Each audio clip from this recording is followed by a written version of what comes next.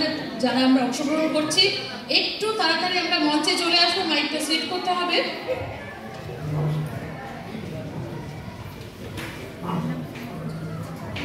ততক্ষণে আমি সৌমিত্র ভৌমিকের লেখা আমার খুব একটা প্রিয় কবিতা একটু পাঠ করছি।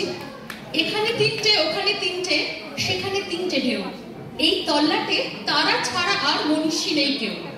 হাড়ে নেড়ে চিৎকার শুনে সবাই পগার পার, কেবল একটা হাবা গোবার ছেলে নাম ভুলে গেছে তার।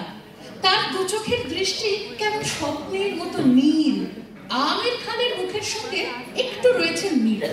সবাই ধরলো, মারলো, বললো বল জয় সিয়ারাম। ছেলেটা বলল রবীন্দ্রনাথ, নজরুল ইসলাম। আরো একদল বলল বলতো আল্লাহ আকবার। ছেলেটা বলল ডিরোজিও আর অতীশ দীপঙ্কর। সবাই ধরলো, মারলো, বলল কোনখানে তোর ঘর? ছেলেটা বলল ভারতবর্ষ, সবরমতীর চর।